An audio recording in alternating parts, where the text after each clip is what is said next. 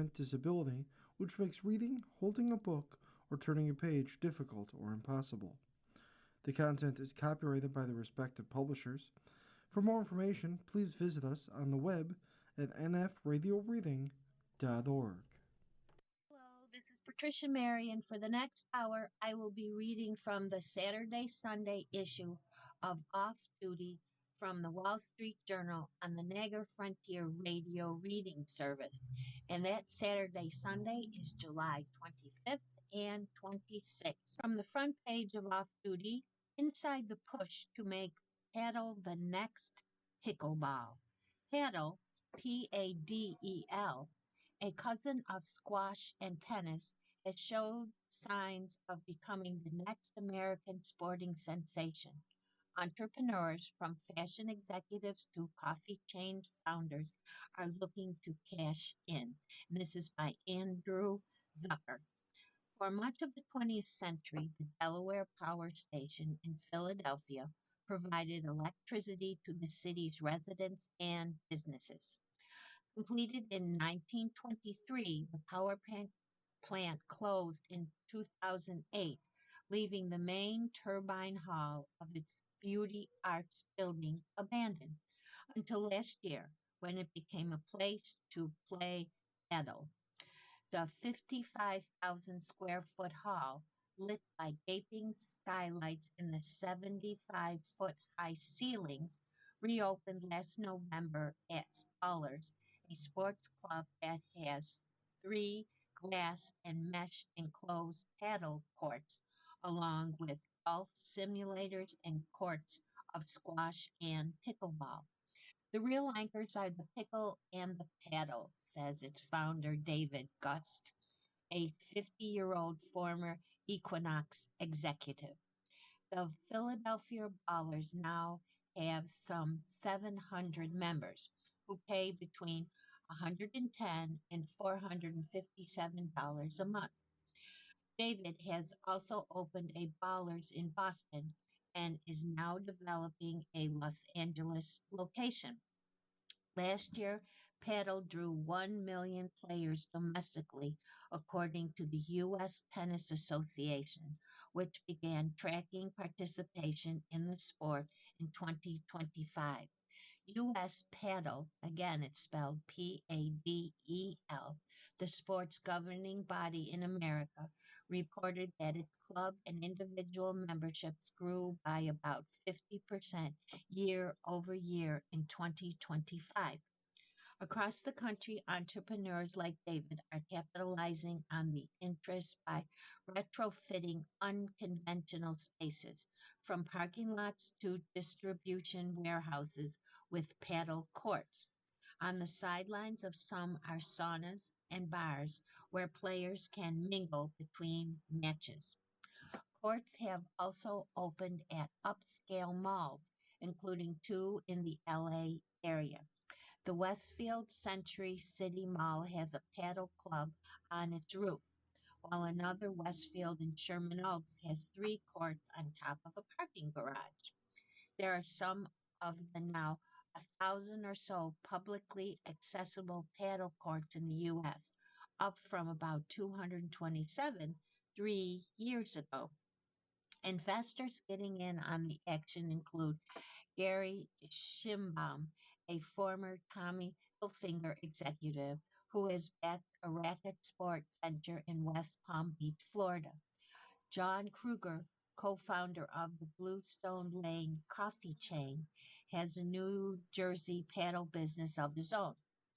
Ronnie Fig, founder of streetwear brand Keith, made the sport a central component of Keith Ivy, the members-only club he recently opened in Manhattan, which has 3 paddle courts. Individual memberships cost $45,000 up front and then $10,000 annually. Paddle, a fast-paced sport that shares elements with squash and tennis, is mostly played as doubles. Emily Dempsey, 36, took it up 4 years ago when she moved to Miami from New York. She prefers paddle to tennis because the courts are smaller, making it easier to get to know other players.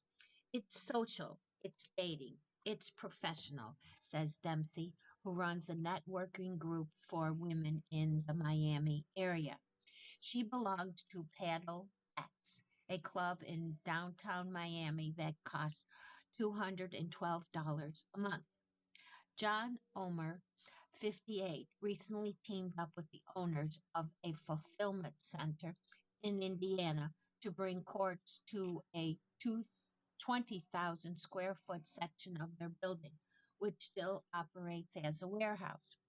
New construction is not affordable these days, says John, founder of the North Point Paddle in Westfield, Indiana. He started the business after a more than 30-year career at Intel, modeling his approach after that of Amil Paddle, a club inside a former distribution facility in the Chicago suburb of Glenview, Illinois. Ahmed Paddle founder Abigail McCloth, 30, was drawn to the sport after playing with international classmates at the University of Pennsylvania's Wharton School. In countries including Spain and Mexico, where paddle was founded, it is among the most popular sports.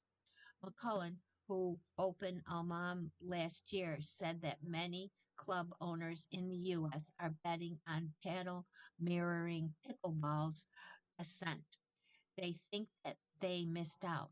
Last year, over 24 million Americans played pickleball, according to the U.S. Tennis Association, up from about 4 million in 2020.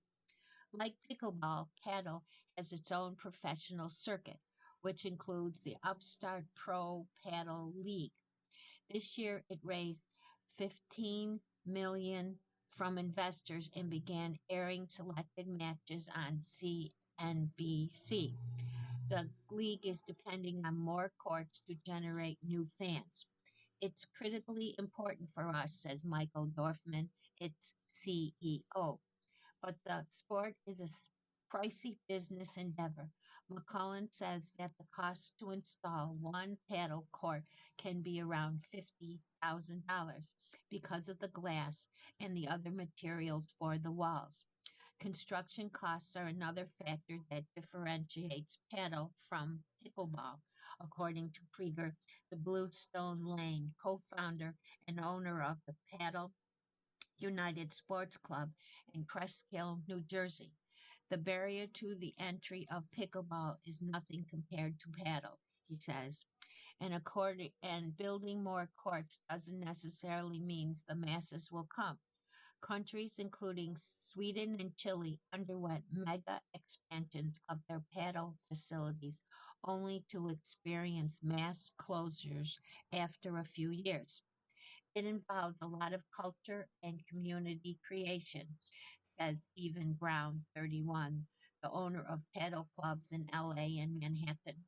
The latter is the courtyard of the Mink Building, a commercial space in Harlem once used to store furs. If you don't intend to really go out doing that, it's going to be a really hard business, certainly in the short term while the education is still happening. The sport's future also hinges on marketing. Some celebrities, including Eva Longoria and Derek Jeter, have championed paddled ventures. Other notable fans have been more low key in their support. At Paddle Up in Culver City, Los Angeles, first indoor paddle facility, Coldplay guitarist Johnny Buckland has been among the players, says the club's owner Peter Wharton. Buckland went unnoticed until the club's general manager asked if he wanted to play in a tournament. He says, I can't, I'm on tour, Wharton recalled. She's like, oh, are you competing? She says, no, I'm in Coldplay. The Racket Sport Rundown, comparing key components of paddle, pickleball, tennis, and squash at a glance. The paddle. Instead of strings, paddle rackets have holes in their dense heads. Paddle balls share a color with tennis balls, but are less bouncy. The sports rectangular courts are 66 feet long by 33 feet wide, divided by a net and surrounded by four walls made of glass panels and mesh. The pickleball, it has the solid rectangular faces of the pickleball paddles, make them resemble pizza peels. Plastic pickleballs look similar to wiffle balls, but with more holes. Courts can be set up on various surfaces, including driveways. They are 44 feet long and 20 feet wide, with 7-foot long zones known as the kitchen near the net. Tennis. Tennis rackets have large round heads with firm crisscrossing strings. Balls are about the size of a mature orange and the bounciest of the bunch. Courts can be constructed on hard and soft surfaces from clay to grass, with dimensions measuring 27 feet wide or 36 feet for doubles and are 78 feet long. For the squash, firmly strung in a griddle pattern, squash rackets have more of an oval shape, roughly the size of golf balls. Squash balls are made of rubber but have relatively little bounce. Four walls enclose the courts, including a 15-foot tall front wall. Single courts are 32 feet long, doubles are 45 feet, and all have a wooden surface. From the style page, how to protect your jewelry at home and on vacation. Recent high profile museum heists beg the question, what can be done to ensure your personal collection doesn't meet the same fate? And this is by Olivia Howe. Marian Fazel was working as a jewelry archivist in New York when her office was robbed in 1992. The thieves took many gems, but the item she missed the most was the Les Mas de Cartier watch they stole off her wrist. As much as the robbery shook Faisal, she wasn't stopping wearing her favorite jewelry out and about. It's just something you have to be careful with, says Faisal, writer of the jewelry newsletter, The Adventuring. This month, the theft of some 27 pieces of jewelry from France's Lalique Museum was the latest in a long line of headlining making jewelry heists. It happened less than a year after thieves dressed as construction workers entered the Louvre and stole the museum's prized French crown jewels worth around $100 million. If you're invested in a jewelry collection, regardless of its value, such heists might have you wondering how best to protect it. While residential burglaries in the U.S. fell 13% last year, according to FBI data, when they do occur, jewelry is among the first thing burglars look for, says Scott Kinsey, a former detective sergeant of the New York State Police Department organized theft squad, who is now the executive vice president of the Jewelry Security Alliance. Besides cash, jewelry is the number one target. At home, Scott often hears stories of people whose jewelry was stolen from them while hosting large gatherings or having work done at their homes. A burglar's first stop is typically the primary bedroom closet, he says, which is why Scott suggests putting a decoy safe in the closet and storing valuables elsewhere in the home. Chubb Insurance recommends clients store valuable jewelry collections in a safe that is at least 750 pounds, literally with a security rating of TRTL at 30 times X, which protects against professional burglary tools like torches. Fine jewelry should have up to date appraisals confirming pieces, specifications, and estimated values. Appraisal paperwork should be stored separately. If jewelry is taken but the certifications are left behind, they can make it easier to recover stolen pieces.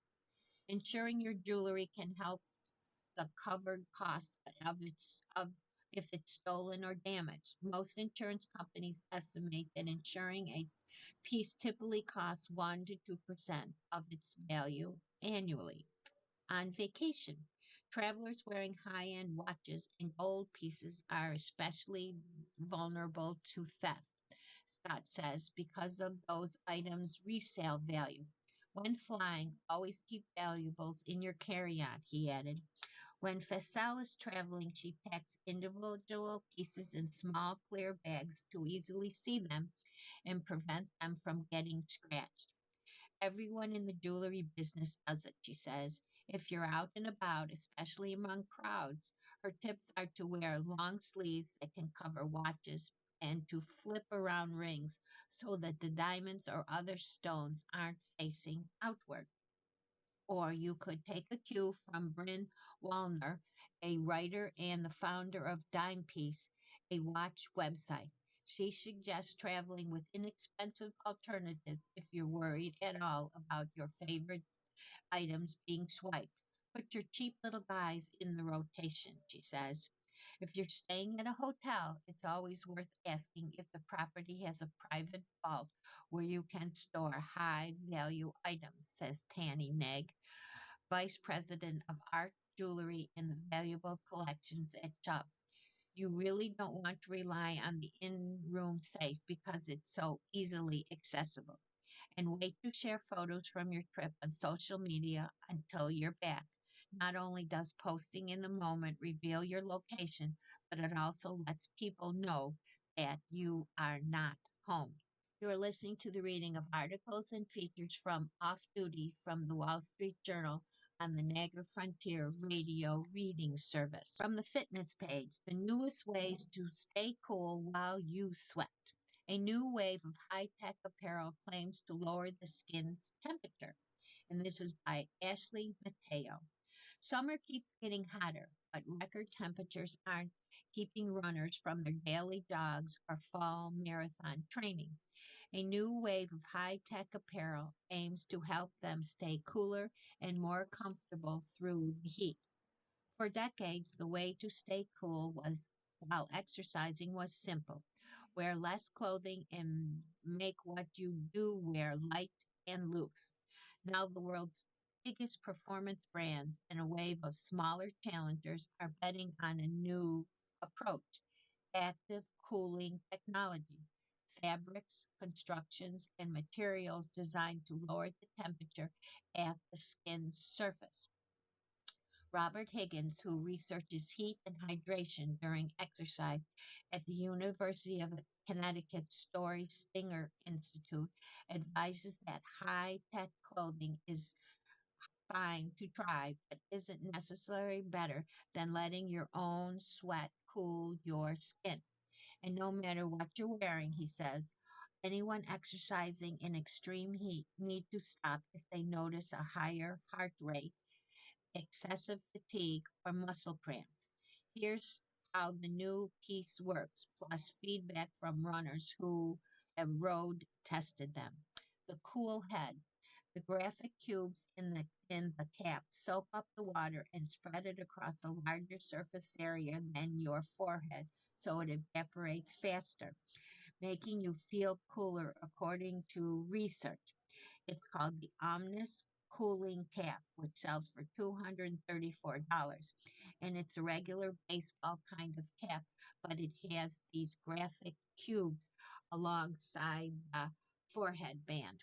My Omnis hat saved my race at the last year's Berlin Marathon, which was in September, where temperatures were unseasonably high.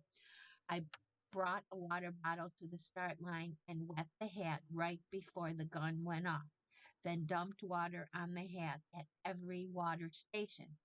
I still faded, but I ended up finishing with my best results in the three times I've run that course.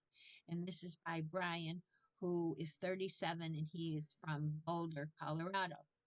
The cold neck.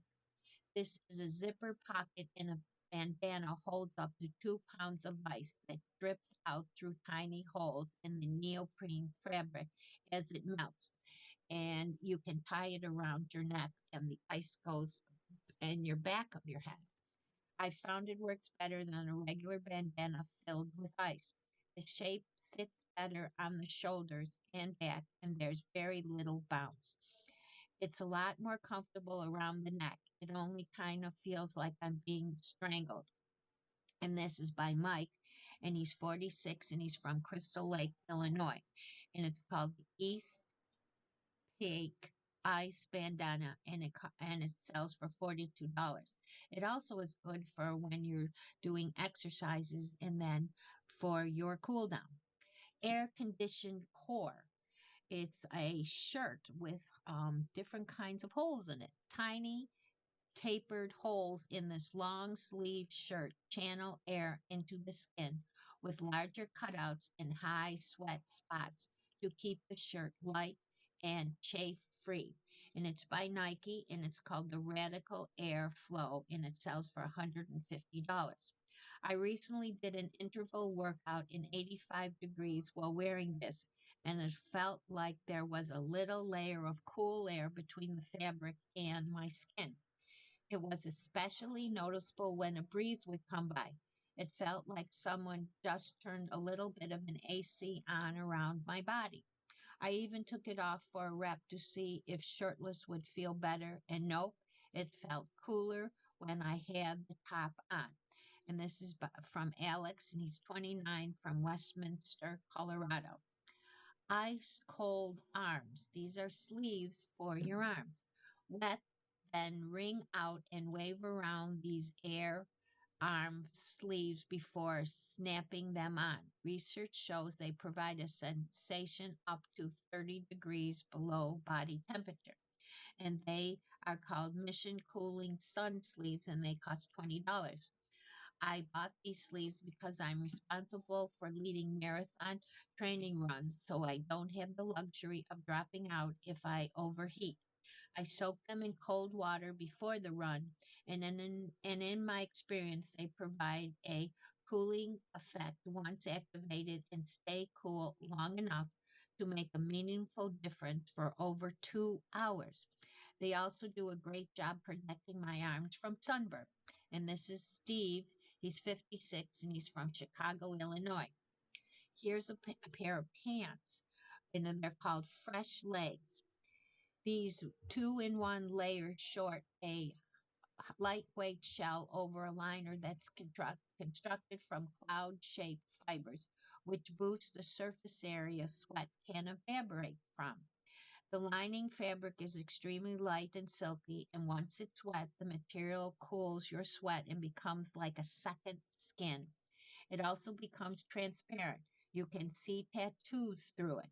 So you really need the light over short to prevent you from looking completely naked. I think it actually works. And this is by Thomas, and he's 55 from Baltimore. And the Satisfy Running Heat Crush 8-inch, desert shorts, and they sell for $285. The verdict: if you need a $150 cooling shirt or $235 cooling cap when a splash of water and a light t shirt might get you most of the way there, runners describe a noticeable effect that can be worth it if you're logging serious miles in the heat. But the gear is optional, not essential. Exposure is the best means for your body to cool, says Higgins. For those who aren't comfortable running shirtless or want sun protection, a lightweight, sweat wicking top is a happy medium. From the food and drink page, frozen yogurt is back, but not as you might remember it. Forces driving the latest fro-yo craze include gut health and social media, induced FUMO. And this is by Adam Chandler. You could say that frozen yogurt trends come in crazes, not phases. In the 1990s, fro-yo nurtured a dubious reputation for healthiness, summed up by George Costanza shrieking in disbelief on Seinfeld. How could this not have any fat? In the mid 2000s, buzzy brands like Pink Berry and Red Mango brought Fro-Yo, back to the forefront with distinctly tart flavors, fruit, topping, and celebrity followings. Yogurt from this era often claimed to be fat free, but had a fair amount of sugar per serving. Now, a new frozen yogurt craze is being spurred by gut health, luxury vibes, long lines, and customers posting online about those lines. Driving the interest are several fast proliferating chains that offer probiotic rich yogurts made with cultured milks that contain healthy bacteria. These yogurts are also showing up at establishments of yore, like 16 handles and on menus of haute cuisine restaurants like Loopy and Iris in Milwaukee, Wisconsin, and the Inn at Little Washington in Washington, Virginia. Probiotic frozen yogurts, which contain healthy fats and more protein than other versions, align with the types of high protein diets that have taken off with the boom in GLP-1 weight loss medications. That many are offered with highly Instagrammable toppings like fresh honeycombs as only added to their allure at a time when high in- inflation has led consumers to seek small indulgences. According to the research firm Circana, frozen yogurt servings sold in the U.S. between March 2025 and March 2026 rose by 26% compared with the previous year. Sales of packaged frozen yogurt also increased 24% year over year domestically, according to data from NIQ, a consumer research firm. Among the new guard of probiotic froyo purveyors is Mica, a chain from Madrid that sells frozen Greek yogurt. Founded in 2023, it now has stores in Paris, Miami, Mexico City, and as of this year, three locations in New York City. Earlier this month, at one of its outposts in Manhattan, people were lining up outside in 92-degree heat before the store even opened. Sylvia Hartman, a retired New Yorker in her 80s, had bumped into her neighbors there the day before and was told to arrive early. They said, "Come before it opens, or else you'll be waiting around the corner." It's spelled Myka. Froyo is served with toppings like extra virgin olive oil, diced figs, Meldon salt, and hazelnut cream mixed with a crunch of katafi, an ingredient made famous by the Dubai chocolate. A 2-ounce kitty cup with a topping like shredded baklava will set you back about $10 with tax. A similar froyo chain across U.S. like Mimi's Kyla, Kala, Culture Club, and Go Greek. Some customers have said they have paid upwards of $20 for larger sizes and more toppings. 16 Handles, founded in 2008, started selling its probiotic frozen yogurt, a kefir KEFIR soft serve in January. It and others have come at times when more people, particularly Gen Zers, are replacing alcohol with wellness. The chain, which has doubled its store count in the last 3 years, doesn't open a location with fewer than 25 seats. The "let's meet at a bar" is just not a thing as it much used to be, said 16 Handles CEO Neil Hirschman. That's where a frozen yogurt spot fills a big void. On a recent Tuesday evening, a 16 Handles store in Manhattan was filled with teens idling at tables and charging their phones. Down the block at Anita Gelato, an international chain founded in 1998 that now also has a devoted froyo following, I encountered another line of people. I waited 20 minutes to order its cultured milk frozen yogurt, my second froyo of the day and my fifth that week. My 2-ounce cup, piled high with Anita's original tart flavor, set me back $9. while any line for froyo is usually too long for this grouchy reporter. After trying versions of the Micah, Pinkberry, 16 handles, and Mimi's, Anita's won out on simplicity, freshness, and the light texture. Others who waited patiently for their froyo at Anita's included Sydney Ellard, a recent law school graduate in her mid-20s. Ellard, who has upcoming clerkship with the Supreme Court, noted how some of its jurists are also fans. Justice Alina Kagan refers to herself as the frozen yogurt justice and even had a froyo machine installed in the court's canteen. Jonathan Staley, a consultant in his mid 20s, had returned to Anita after going there recently on a date with his girlfriend. We've been here before and always had gelato, he said. Then his girlfriend told him about the frozen yogurt. So I tried it last week and now I'm back for a second round. From the off duty travel page, can a good massage cure jet lag? These spas think so. Hotel spas around Southeast Asia are developing treatments to address their customers' most frequent complaint, debilitating jet lag. And this is by Stacy Lasto. Let me know if it gets to be too much, the therapist at Capella Singapore's Auriga Spa, Auriga, said as she ground a copper gucha sha tool into my muscles.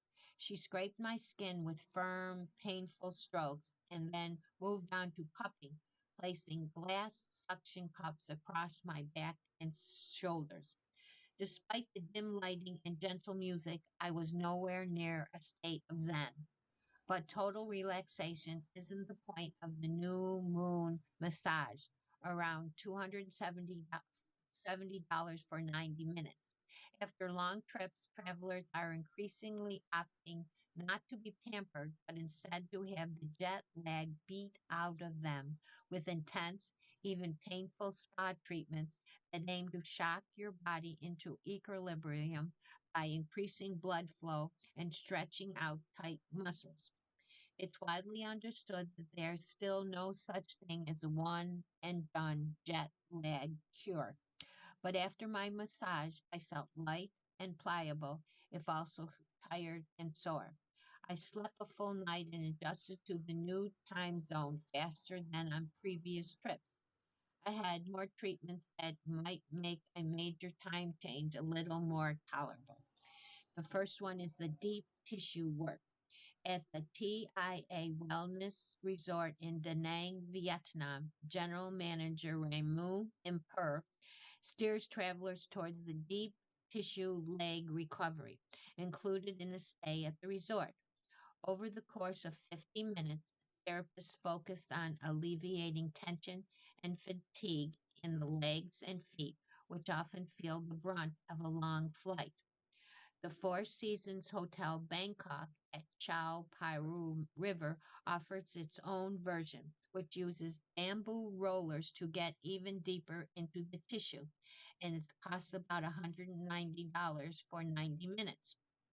Ashley Kassenbach, a Massachusetts-based physical therapist, says not to expect that one massage will have you feeling yourself after an 18-hour flight, but increasing blood flow, reducing muscle stiffness, and increasing serotonin, a hard massage can take on some components of travel fatigue, she says.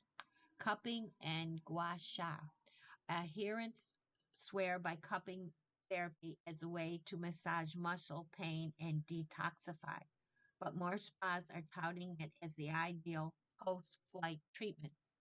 At the Four Seasons Bangkok, targeted jet lag treatments like cupping were introduced in response to guest feedback, particularly around the physical impact of long haul travel and the need to feel well quickly upon arrival, says Gapun, its spa director.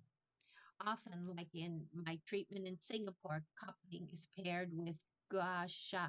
It's spelled GUA, next word SHA. creating a push and pull on the skin. Jorge Hernandez, director of spa and wellness at the Capella, Singapore, said the technique triggers blood flow, supports the lymphatic system, and calms the nervous system, all helpful in the battle against jet lag.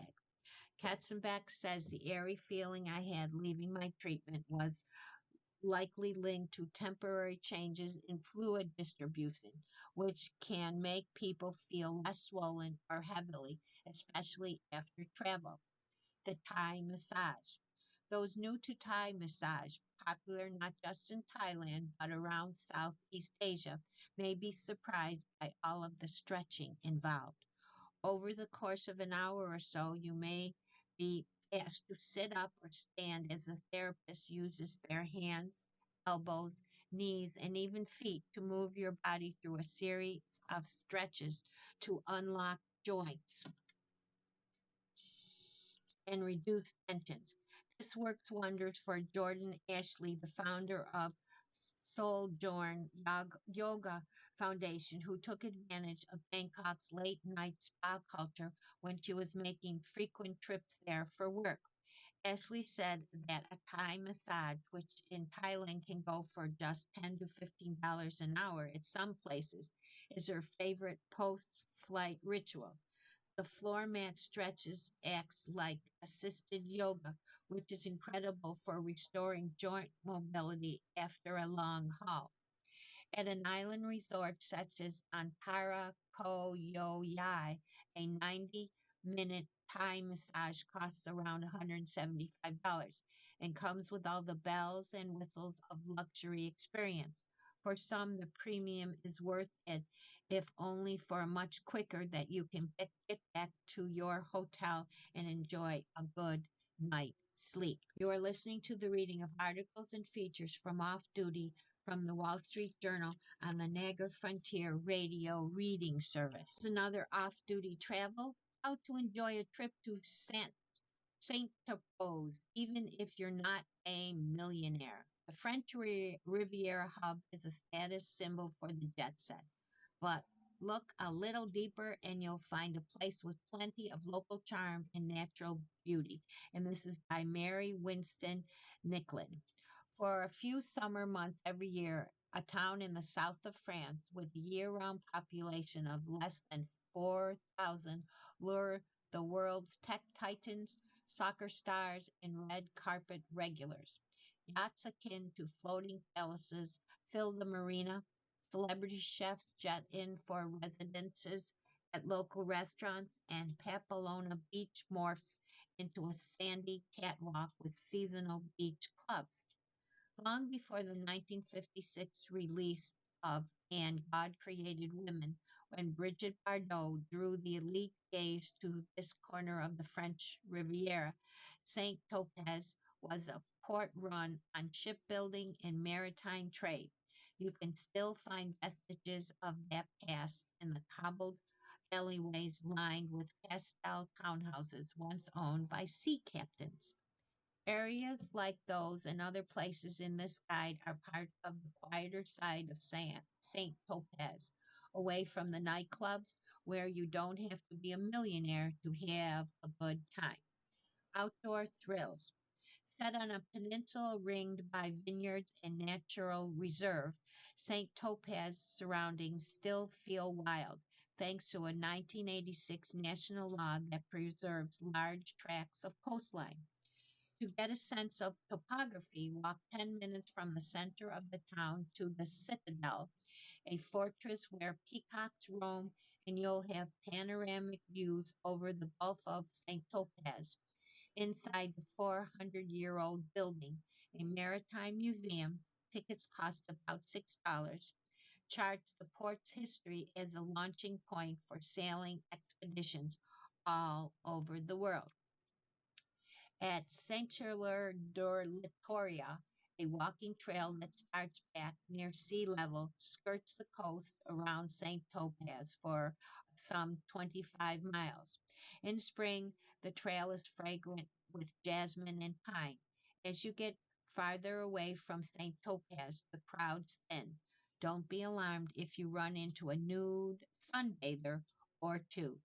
You can take the trail all the way to trendy Papalona, where sunbeds at the beach club go for upwards of $140 a day. The walk at a leisurely pace takes around 4 hours, or you could stop 2 miles earlier and grab a beach lounger at Les Salins, where prime seaside spots go for about $29. Aquatic adventures.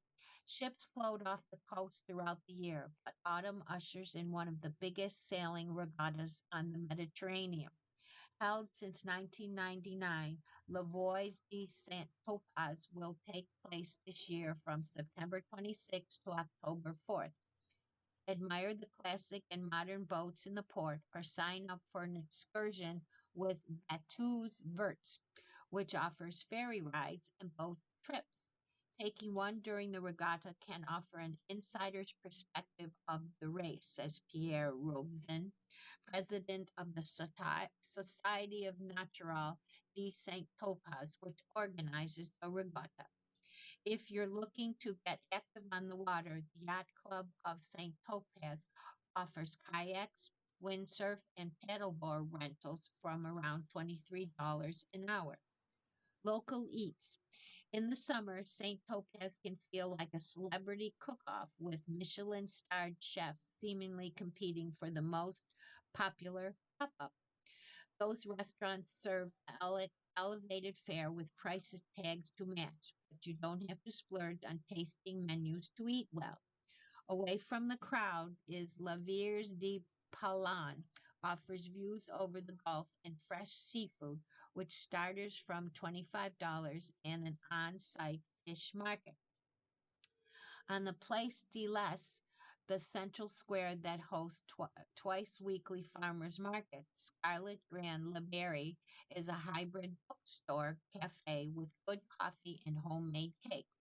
Laura Marins, who has explored every inch of town as director of the St. Topaz office for the Marjorie and Son Real Estate Agency, appreciates its bohemic chic ambiance away from the hustle and the bustle. Marins also recommends going 20 minutes outside of the town for a meal or two in the medieval hilltop village of Ramatul. She likes the Italian restaurant La Pomme di Pin, the pizza spot Les Will, where slices can be enjoyed under parasol pines, and the 1907 wine bar at the Chateau de Maris Vineyard for a sunset aperitif. Affordable accommodations. If you cast your net outside of the town center and consider visiting in the low season, your options for reasonable accommodations multiply. On the coast towards St. Maxime, Camping des Murs is a four-star campground on the beach where cozy wood paneled mobile homes start at around $70 a night. In nearby Gassine, listed among the most beautiful villages in France, rates at La Bastine Antoine hotel drops to $250 in October. If staying in the heart of town is non negotiable, you'll find the occasional deal. Right on the Place de Lys, the Hotel Les Palmiers offers 25 rooms in a traditional provincial building set in a garden. Rates start at about $137 a night in low season and top out at about $345 in the summer, a bargain compared to other hotels in town.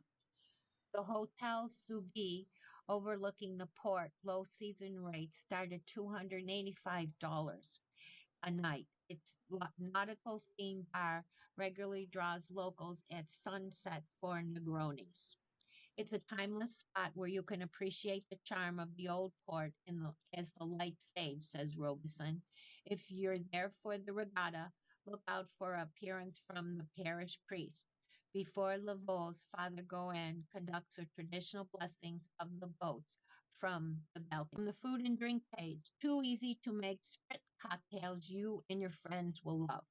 Both of these summery cocktail harness the refreshing quality of the elderflower liqueur.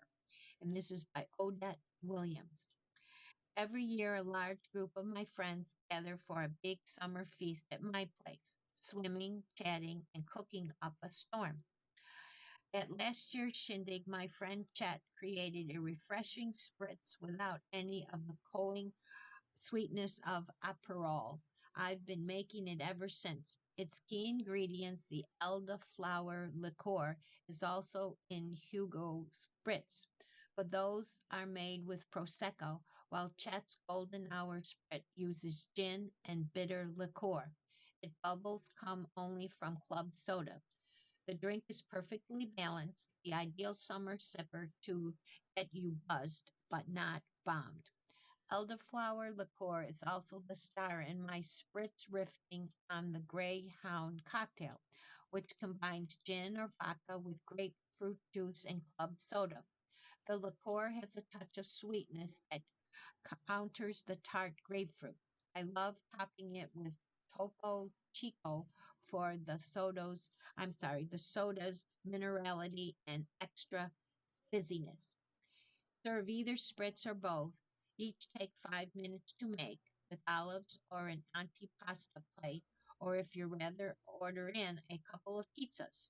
You make a bottle of elderflower liqueur go farther and add a splash or two to fruit desserts with like strawberries or grilled stone fruit. The golden hour spritz. To amplify the flavor and gold hue, an aged amber Old Tom gin works best. Takes 5 minutes and it makes one drink. The ingredients you need 2 ounces of lemon juice, 1 ounce of Old Tom gin, a half an ounce of elderflower liqueur, a half of ounce of bitter liqueur like Tempest, Fruget, Grand, Colosso, club soda for topping, a lemon twist for garnish. The directions: fill a highball glass with ice, add lemon juice, gin, elderflower liqueur, and bitter liqueur. Top with club soda, stir, and garnish with a twist. Enjoy. Here's another. It's called the Greyhound Spritz. If you fall in love with this pink spritz, a vintage hand crank metal juice-o-mat citrus juicer extracts just the right amount of pulp to juice ratio. You can find many online. The juice-o-mat citrus juicer. It takes 5 minutes and again, one cocktail drink. Ingredients: 2 ounces of fresh grapefruit juice, 2 ounces of vodka or gin, 1 ounce of elderflower liqueur, club soda for topping, a lime wheel for garnish. Fill a highball glass with ice. Add grapefruit juice, vodka or gin, and elderflower liqueur. Top with club soda, stir, and garnish with a lime wheel. Enjoy. You are listening to the reading of articles and features from Off Duty from the Wall Street Journal on the Negra Frontier Radio Reading Service. From another food and drink page, not all pasta primaveras are created equal. Make this one. Here's a simple pasta featuring spring vegetables that you want to make all season for yourself or the crowd. And again, this is by Odette Williams. Not too long ago, a reader wrote to me asking how to make a truly great pasta primavera, an Italian American dish from the 1970s. Too many primavera recipes are weighted down with large, unwielding chunks of vegetables that have absolutely nothing to do with spring, the season that gives the dish its name. Carrots, tomatoes, peppers, and squash have all been bad for the Primavera brand. Luckily, farmer markets this time of year are full of spring produce that are right at home in Primavera: asparagus, snap peas, chives, leeks, and fresh herbs. Throw those into the mix and you'll have a dish that actually tastes like the season. It's so simple to cook at home, and the end result excludes an effortless elegance that will make you want to invite friends over. The first step is to saute leeks in garlic and olive oil, butter, and crucially a bit of white mismo. I love Maran, a white mismo that adds umami without taking over. Your kitchen should fill with a buttery, nutty, garlicky aroma, which means you're on the right track.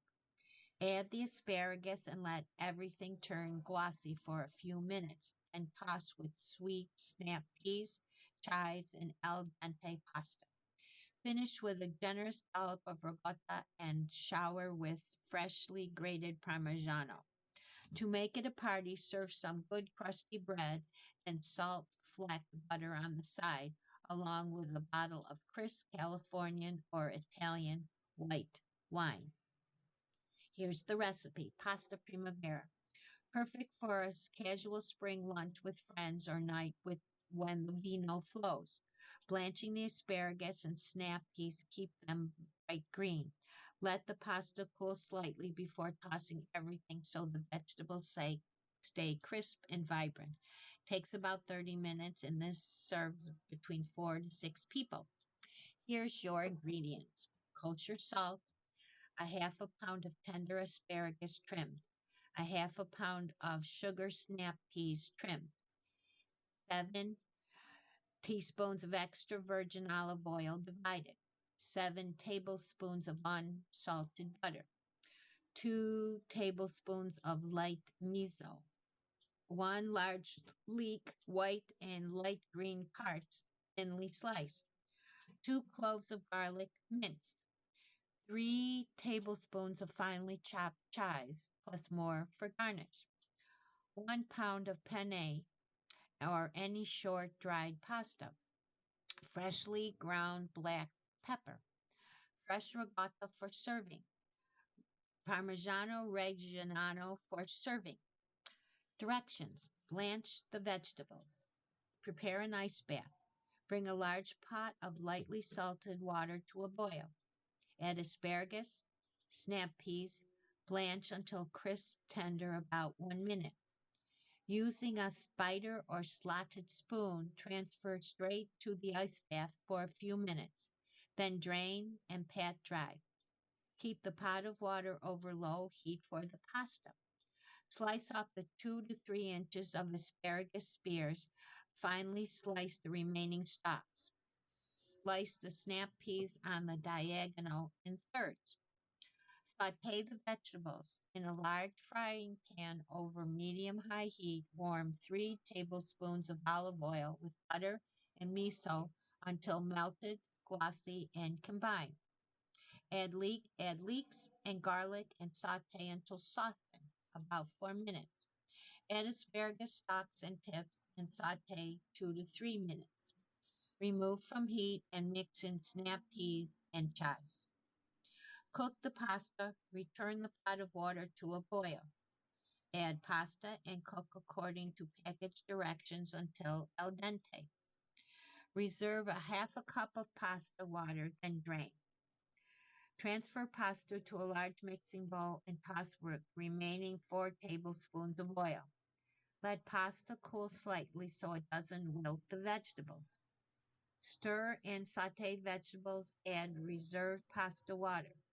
Season with salt and black pepper. To serve, divide among bowls. Top each serving with a generous dollop of ricotta, more chives, cranks of black pepper, and finely grated Parmigiano. You've been listening to the reading of articles and features from Saturday, Sunday, July 25th, 26th issue of Off Duty from the Wall Street Journal.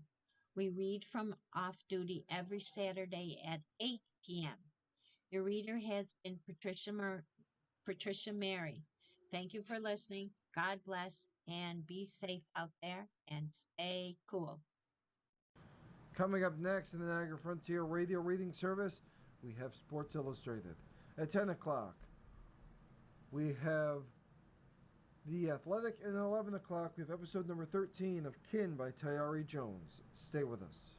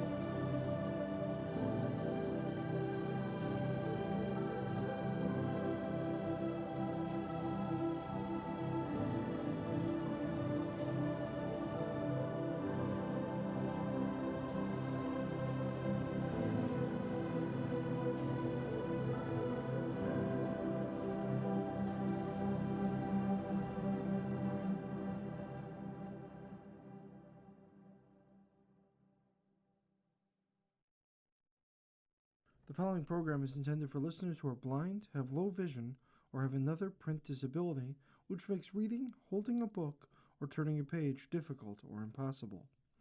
The content is copyrighted by the respective publishers. For more information, please visit us on the web at nfradioreading.org.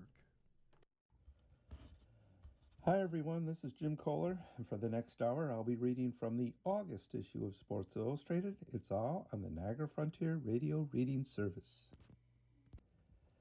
Okay, I'm going to start off this brand new issue, which is featuring Jalen Brunson from the New York Knicks. He's on the cover holding up the championship trophy.